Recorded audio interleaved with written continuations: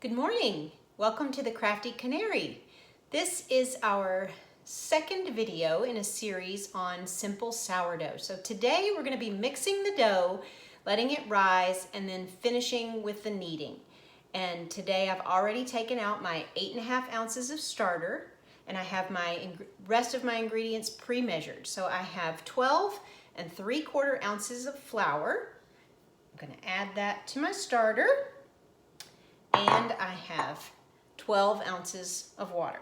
Now we will be adding more flour and salt in the next step, but that's not until tomorrow morning. So I'm going to give this a nice little gentle stir, because what I'm going to do next is stir it vigorously. And if I were to go ahead and stir it vigorously now, I would get flour all over me. So I don't want to do that. So I'm going to kind of get the loose flour incorporated before I start stirring vigorously. Okay, so my recipe says to stir vigorously for 1 minute. So I'm going to do that now.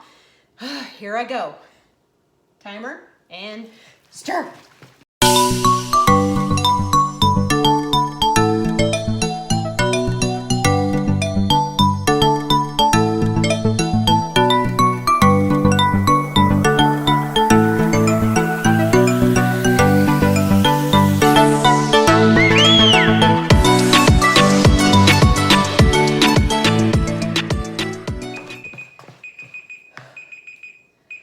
Okay, there's my 1 minute. I'm out of breath and tired. Whew.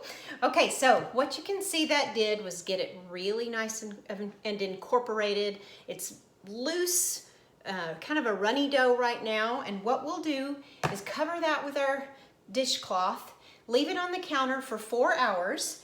So it's around 3 in the afternoon right now. We'll leave it on the counter for 4 hours. So around 7 tonight, I'll put it in the fridge for an overnight slow rise. And in the morning, I'll take it out and add the rest of the flour and the salt. So I will see you then. Hi, so it's the next morning, and my beginning of my dough has been in the refrigerator since about 7 o'clock last night. So around 12 hours. For a slow, colder rise in the fridge. Now, it doesn't have to be exactly 12 hours. It's there is some science involved in this, obviously, but it's also an art. It doesn't have to be exact, but I would stay within a few hours. So, you know, if you don't get up quite as early as 7 o'clock, or you forgot about it for a couple hours, it's not going to kill it or do any damage. I wouldn't leave it more than definitely a day. I think I might have done it maybe a day later, but I doubt I've left it any longer than that. And it would affect the airiness and the rise of the bread. So now we're going to finish our dough and knead it. So I have my start of my dough here, and let me see if we can see it a little bit. So much glare, I don't know that we can, but it's nice and bubbly. It's risen a little bit. There, can you see a little down at the bottom? We're gonna add the rest of our flour, which is 8.5 ounces. And I have pre-measured it, but obviously when I'm doing this by myself and not filming myself, I don't pre-measure. I just set it on the scale and reset the scale every time and just put stuff in. And 2.5 teaspoons of salt. And I love using sea salt from France. My husband used to travel a lot to France and bring that back to me, but he has not done that in quite a while, so we're out of that. So I've got some coarse kosher salt, but you could use just regular table salt, sea salt, whatever you like. So I'm giving, again, like I did before, just a gentle stir to get this a little bit incorporated. It's not as easy because it's cold and because it's stickier to get that flour in, but I don't want to get it all over myself, so I'm kind of putting it in there before I knead it. And I'm gonna wear gloves for 2 reasons. I have my wedding ring has little, I don't know if you can see, but it has roses and leaves in it, and there's holes where it's engraved like that, so stuff can get down in there. And I was just, you know, washing it thinking I was getting it all out, but apparently I wasn't getting it all out, and I was getting a rash under my ring. So I've started wearing gloves. And secondly, because this has been in the fridge, it's cold. And so I don't want to put my bare hands in there even with the gloves on. It's a little cold. So I'm gonna scrape that off the spoon there so I don't waste any of the dough. And I'm gonna get in here and just knead it until it's all incorporated and it's a nice soft dough.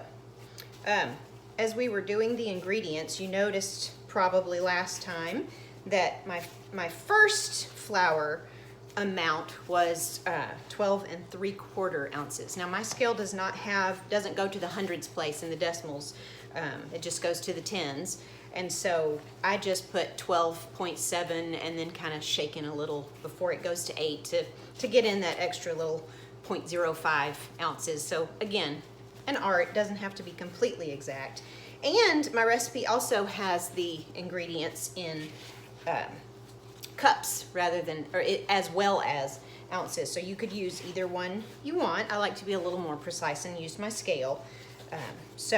And what I like to do, I don't know if you can see, but there's flour down in the bowl. So I'm just kind of using the dough to pick up the rest of that flour. And I'm just gonna knead until I get it all.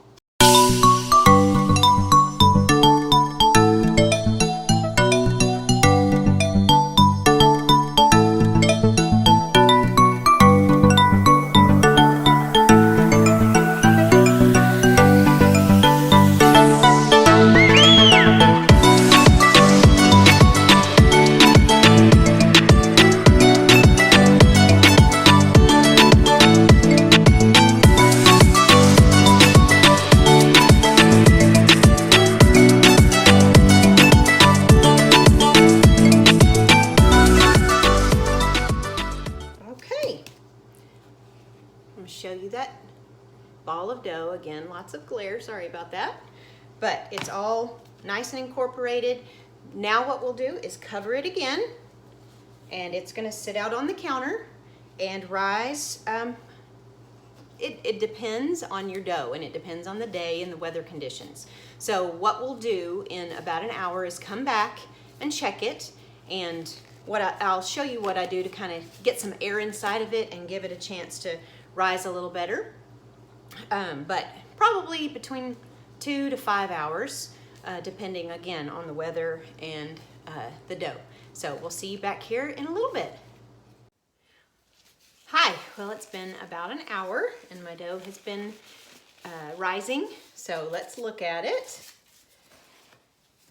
I apologize again about this glare. I've got to get this light situation in here figured out, but it has risen a little bit, but it's not ready. So what we're going to do is put it out. I've got a floured board here.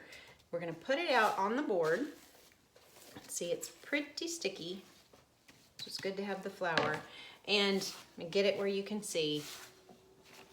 We're going to stretch it this way and fold it over. I'm going to turn it the other way and stretch the other two sides, fold over, flip it, and then put it back in my bowl.